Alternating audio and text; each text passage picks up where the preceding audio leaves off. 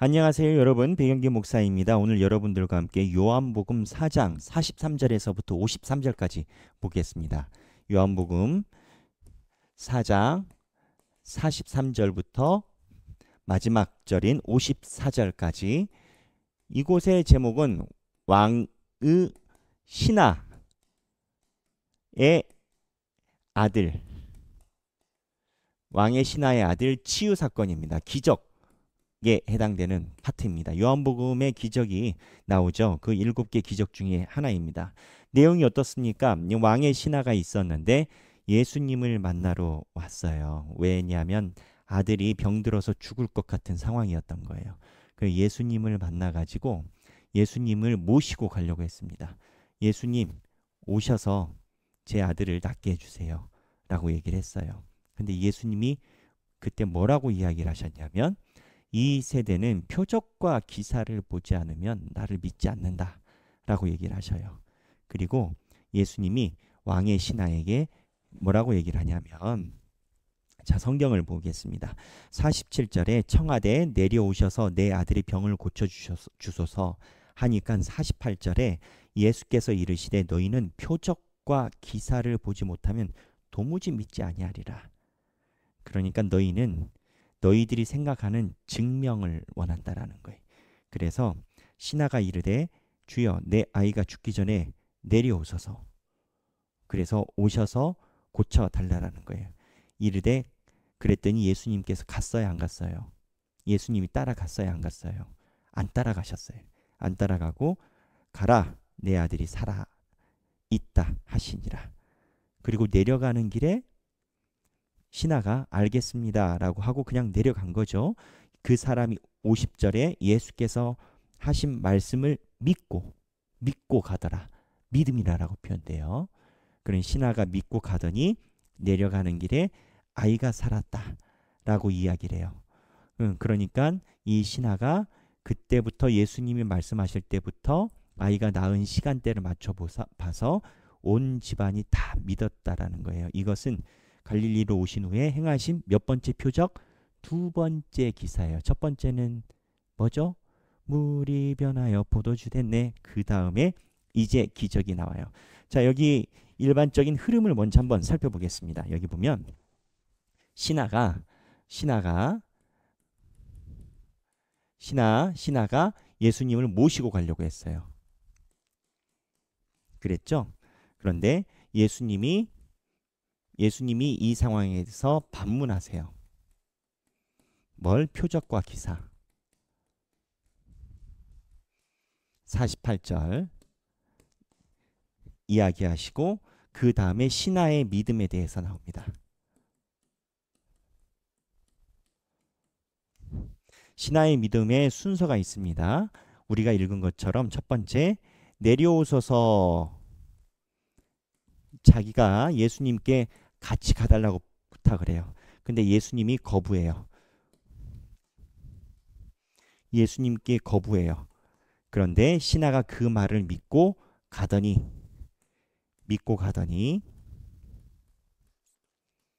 50절 그 다음에 후 확인해요.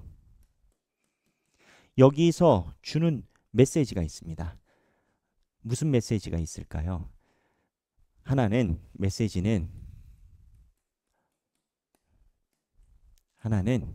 생각의 충돌입니다.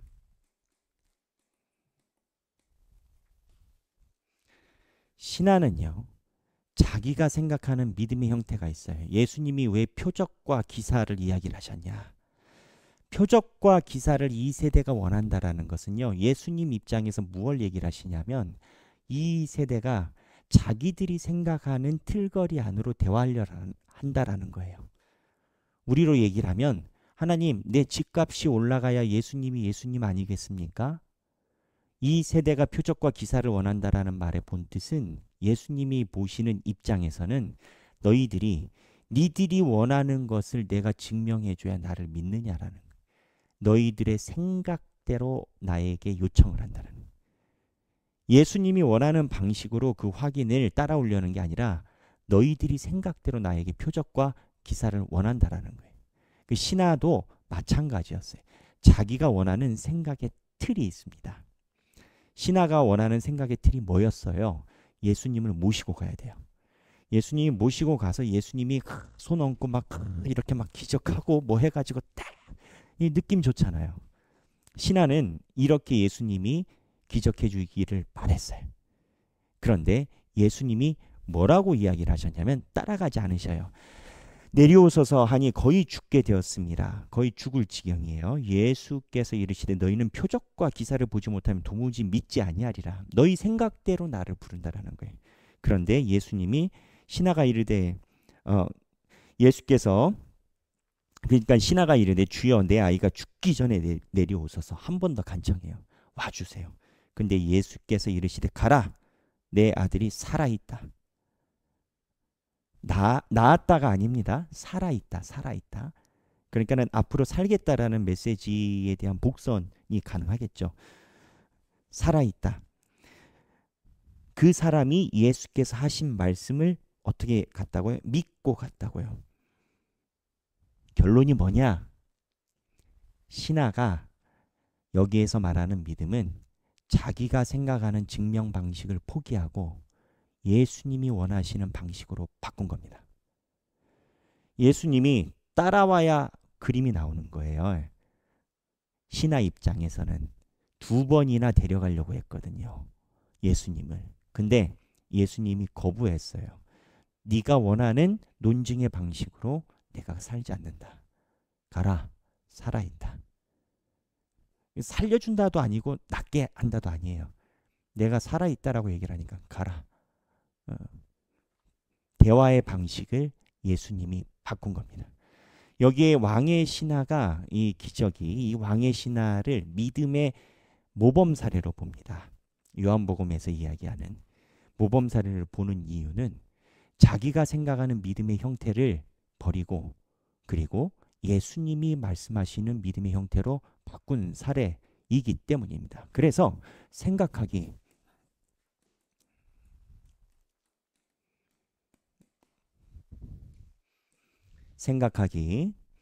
믿음은 나에게 충돌을 요구한다.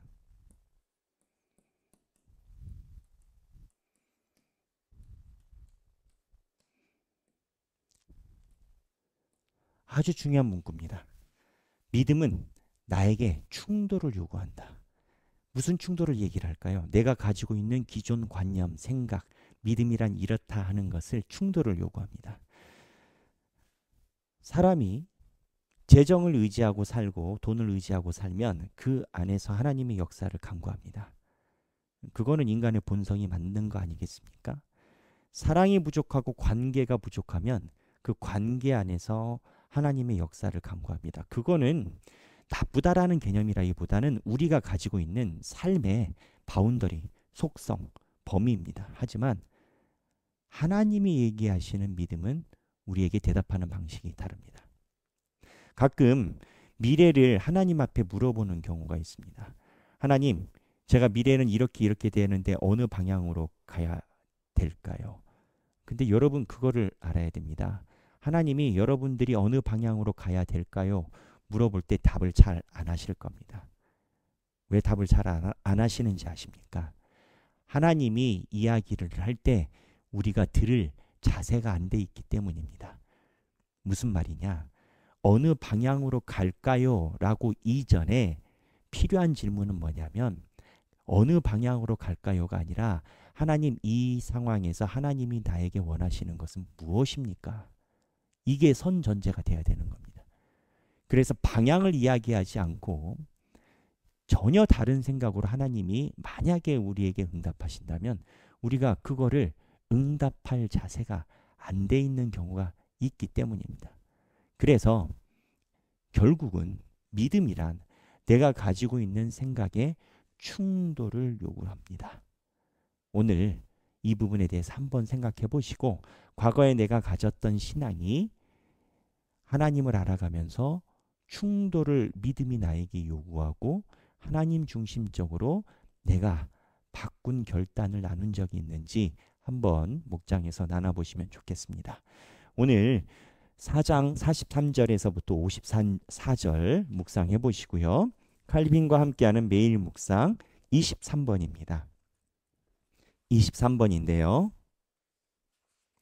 시간을 정하여 기도하라. 그래서 날마다 그 시간대에 언제 기도하는지 살펴보고 특정 시간에 기도하는 훈련이 필요하다. 이거를 우리에게 이 묵상, 칼빈의 묵상은 이야기를 하고 있습니다. 왜 시간을 정해서 기도하라라고 할까요?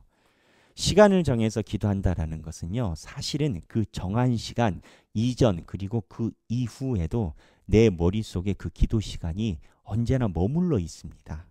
그래서 기도 시간을 정한다라는 것은 오히려 역설적으로 하루 종일 그 기도 시간을 신경을 쓰고 살아간다라는 거예요. 하나님께 기도한다라는 범위, 구성 비율이 높아집니다. 그런데 기도 시간을 정하지 않고 살아가잖아요. 하루 종일 언제 때 되면 하겠지 하다 보면 하나님과 소통하려는 기도 시간의 범위, 구성 비율이 줄어듭니다. 그렇기 때문에 기도 시간을 정하는 것은 율법적인 의미에서 이야기를 하는 게 아니라 기도 시간을 정해야 우리가 하나님 만나는 시간에 대해서 진실성과 성실도가 늘어납니다. 오늘 칼빈의 매일 묵상도 함께 보시고 행복한 성경 읽기 되시길 바랍니다. 감사합니다.